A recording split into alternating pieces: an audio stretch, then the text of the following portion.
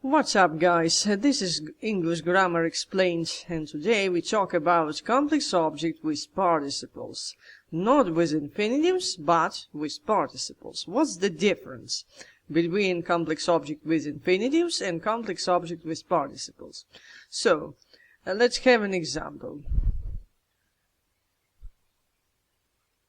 I saw him lock the door. This is a classical complex object with infinitive.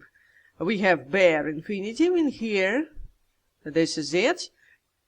Why bare infinitive? Because we have the main verb expressing physical perception. So we have bare infinitive. This is all. And let's have another example. Just the same sentence maybe. I saw him locking the door.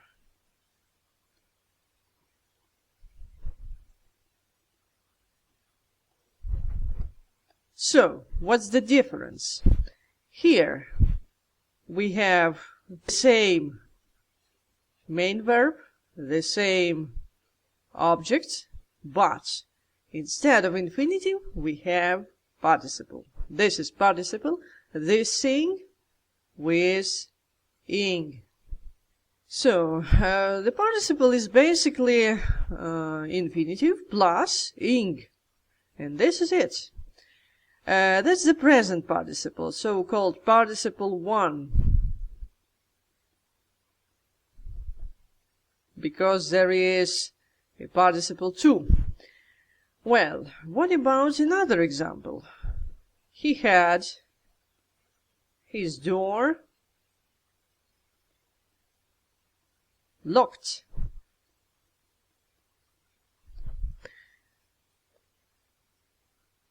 This sentence is a bit different. We have another subject, another main verb, but we have an object. This is my object, and we have past participle here. This is past participle. It's basically my bare infinitive plus ed.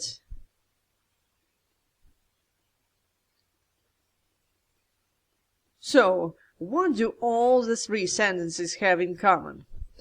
The first one and the second one have common subjects, main verbs, objects, and they have in common this. Here, bare infinitive. And what do we have here? We have here basically the same bare infinitive, but with ing. And this is participle 1. As for the third sentence, we have another subject, another main verb, another object, but we have basically the same base here. This is my bare infinitive with ed, and this is participle 2. What does the first sentence mean? That means that I saw somebody when he locked the door. So, it tells us about the fact. This is fact. What is the second sentence? I saw somebody when he was locking the door. So, this is process. In the third sentence, he had his door locked. This is also the fact. If I ask the question to this word here, the question will be, I saw him when he did what? When he did what? That's the fact. He locked the door. In the second sentence, I will ask the other thing. I saw him doing what? Or when he was doing what?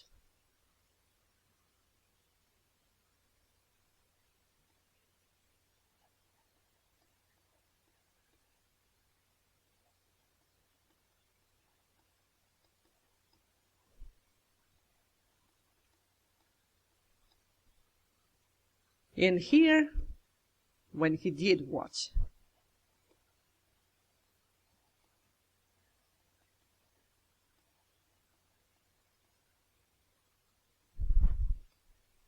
Here is the fact, and here is the process. That's the difference between the first and the second sentences. What about the third sentence? Here is the fact as well, but the question will be a bit different. What kind of door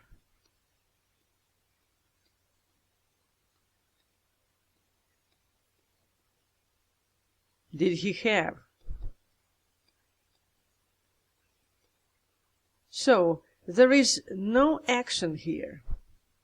Why? Because that's the passive construction, but I'm not going to talk about it now. So, what kind of? That's the question to my locked thing. As we are going to see a little later, this structure, and this is called causative form. Causative form is pretty much a kind of complex object, but it's not a usual complex object. That's a kind of complex object. It's variety. So, what's the conclusion? Complex object can be used with infinitive as well as with participles, but the meanings will be different. If we use it with infinitive,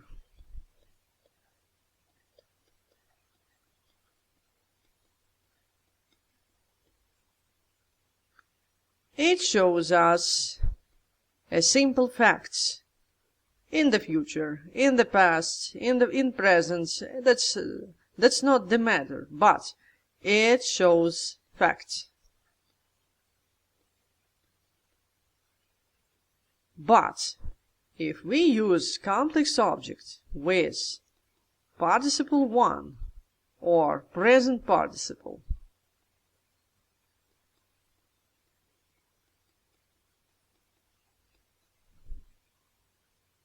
it shows us process.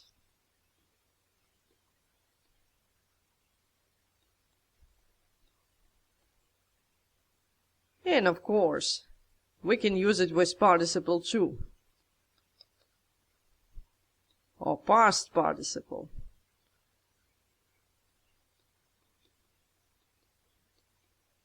And then, in this case, it shows us the facts as well, but this is not the facts like with infinitive.